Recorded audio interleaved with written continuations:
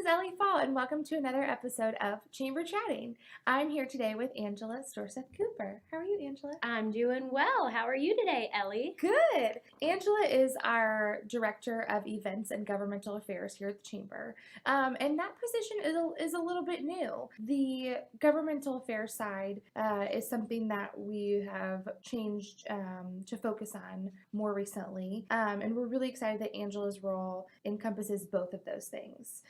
So Angela, tell us a little bit about, you can talk about your government background or why you're passionate about it. Absolutely. I am excited to be here at the Chamber.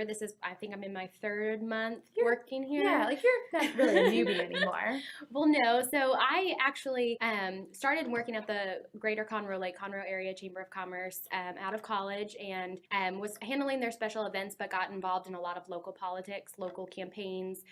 Did a lot of it in college, but didn't really move into it until I actually helped out on a Senate campaign as well as our representative campaign, and took a job with our state representative, Will Metcalf, as his district director, and really caught the legislative bug the minute I went through session, the 84th legislative session. Definitely thought I would be spending the rest of my time in my life at the Capitol, but I was always missing something that I kind of started helping at the Conroe Chamber is getting into our legislative affairs. We were becoming an accredited chamber, and that was a huge chunk of it. So we had to develop our legislative committee, come up with a legislative agenda, and I realized when I was working for Will, I loved advocating for the business community. Mm-hmm. And so when I was approached about the position of the possibility of mixing the special events with the governmental affairs, I mean, that was like an ideal world for me. So getting to come here with I think we're like the third largest chamber in Texas. Don't quote me on that, but I'm pretty sure we're up there. We're the second largest in Houston. There we go. We'll go with that. But to have the opportunity to be the Director of Events and Governmental Affairs, to do the best of both worlds, was just, cherry on top of my cupcake. So tell me a little bit about your plans for advocacy in the business community. I know that so the average voter turnout for registered voters per the people that show up nationwide is about 30%, but I know in the last November election, I think the Woodlands area numbers were close to 15, mm-hmm. which is really sad that a community as educated and involved and progressive as we are had that low of a turnout. So I am really excited that you are here mm-hmm. to help advocate for that and to help bring that more to awareness, because, kind of like we've talked about with other people, and in the same mind of when we're trying to give back, these things are just not always on our mind all the time. Like when a business person wakes up in the morning, they are thinking about their family and they're thinking about their to-do list that day. And sometimes it's hard to remember that kind of long range list of responsibilities. And I think there's just a lack of awareness when it comes to voting. And I'm really excited that you have a role in that. So tell me a little bit about what your plans are to raise that awareness and to get that community involvement back. Absolutely. And just kind of to hit on that, a lot of people focus on nationally, federally, what's going on and when to vote for, the president. Mm-hmm. But they don't realize that in their own backyard, there are local elections that their voice definitely counts. That one vote means a lot to a judicial race or to a representative race or to a constable's race. And so to understand that that's what you are when you wake up in the morning and you get in your car and you drive to work and you wash your hands and you do things with water and electricity mm-hmm. and everything, that the people that's affecting is the everyday people, that's who you're voting for. And so I think that on a local level, that's kind of like our big push is we know people are going to wake up and go vote for the president or choose not to vote for the president.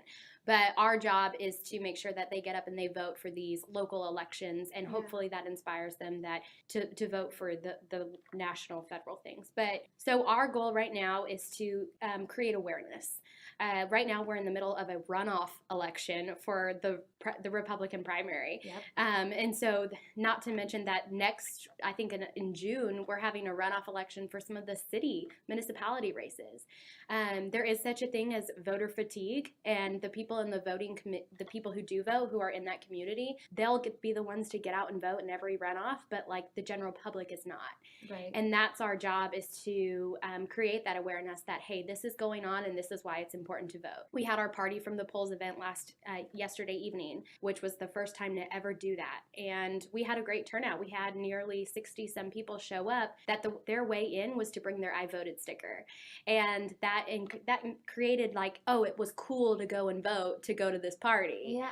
And I think that is, as we continue to grow that, it'll be extremely beneficial that people will be like, oh, I need to go vote. It's cool, you know? Yeah, just getting that on the forefront of people's minds as a priority again. Absolutely. Right, absolutely. The other thing we're kind of looking to implement in November, we're working on creating the voting ballet, and this is really triggered more towards our larger companies. Example, let's say that we have a lot of employees at Anadarko. It's hard for them to leave during the day because they're working and they bring their lunch. But if we create a partnership with them that we'll have a shuttle that comes by and picks them up, they get on our shuttle, we take them to vote and bring them right back. That's going to cut down their time. It's going to cut down the time of having to find a parking spot, being bombarded by people. Like they're dropped off right at the front, they get out in the vote, and they're taken back home. So that's something we're trying to implement right now with some of our larger businesses, as well as maybe have a central pickup location and drop off, maybe at Hughes Landing or something that people can go and park and get on and go. Just because it does get a little bit crazy at the polls sometimes. Yeah. So No, I love that idea, and I love that we can create easier access for other people to get involved, because we know that this is not the first thing on their minds. We know that this is not the thing that's most important to them all the time, and so I think the easier that we make it for it to be accessible to them, the better. And I think that as a chamber, that is a lot of our job. So I'm excited that you're here and you're focusing on that and we're moving that direction. So thank you. Absolutely. So you also have a huge role in events. Our next big event coming up is Chairman's Ball. Yes. Tell us about it. We're excited. It's Havana Nights and Evening in the Islands is our theme. And so everything's kind of triggered around that. From fedoras to we're even having a cigar sponsor, which is a little bit out of the box, but I think it's going to have a really good flair and fun. We're starting to sell tickets and our tabletop sponsors, which is something really cool and unique that this event does. That's very different than a lot of galas. We have companies that decide that they want to be a tabletop sponsor, and they decorate their table to either promote their business or be with the theme and provide a giveaway for all 10 people. And some people go really above and beyond and extravagant. We've had tents over tables before, and it gets crazy. Yeah. It's super fun. So I'm excited just to watch that unfold. We actually have a team meeting coming up soon, and we're doing it at Tommy Bahamas to kind of have that feel. So that'll be fun. Yeah. Okay, Angela. So just because we know you and love you and want to know a little bit more about you, tell me, if you could have lunch with anybody, dead or alive, who would it be? And where in the Woodlands would you eat? Well, so thinking about this right off the top of my head, instantly with my, I guess, political kind of nature, I would love to meet Ronald Reagan. And where I would want to go with him, for sure, hands down, would be Fieldings to order a mimosa flight and try every single mimosa with Ronald Reagan. That would be really. Can I be a third wheel at that party? Absolutely. And the entire conversation is just quotes of famous things he said. Like back and forth, we just go back and forth on like he says a quote and then I like answer in a quote that he has said. I like it. Yeah. Nice.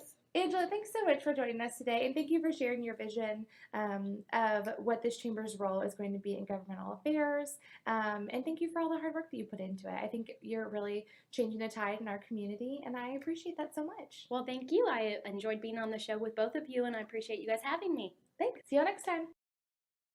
I'm Ellie P. And I'm Holly P. And this is Two Peas in a Podcast, where we show you where you can get involved in the chamber coming up. The networking breakfast is coming up on Wednesday, June 15th at 7:01 a.m. It's early, y'all. It is early. Because 7 is way too early. 7 is way too early, so it's at 7:01. It's early, y'all, but the coffee is good, the crew is committed, and the breakfast is fabulous. So join us over at Fleming's on Wednesday, June 15th. And if you show up early, I know, but if you show up a little bit early, if you show up by 6:30, you can bring your promotional materials and totally free of charge, stuff your promotional materials in all the bags set up at the breakfast that everybody takes home. They're swag bags. So if you're interested in sharing some of those and giving some materials away, that is a great opportunity totally free of charge that you can do that. So we hope to see you at the networking breakfast. It's always a super robust, super committed crowd where you can give your commercial break for your business. And also, we are working on getting tabletop sponsors for the upcoming 38th annual Chairman's Ball, which is Havana Nights, an evening in the islands. You must be a chamber member to participate as a tabletop decorator. There's no fee. You just, you theme the table the best way you want to. Mm-hmm. You can theme it around the Havana Nights, or you can theme it on your business. So it's totally up to you, and you can be, super elaborate. You can do, lots of fun stuff with it and get really creative. So if you are interested in doing that, please contact the chamber directly at events@woodlandschamber.org. And the Chairman's Ball this year is going to be August 20th. It's also really, really well attended, and we are honoring our chairman, Keaton McDaniel. So. Absolutely. It's definitely a fun event. Don't miss it. And again, tabletop decorating is such a great way to get involved. It's a lot of fun, and it doesn't have to cost you anything. Yep, you just take care of your decorations and show up and set up the table. And, they really encourage, too, to, give 10 little giveaways for all of your people at the table as well. So yeah, that's always fun, too. Yeah. So, and that's all I have for now. So this is Ellie P. This is Holly P. And this has been Two Peas in a Podcast. We'll see you next time. Bye.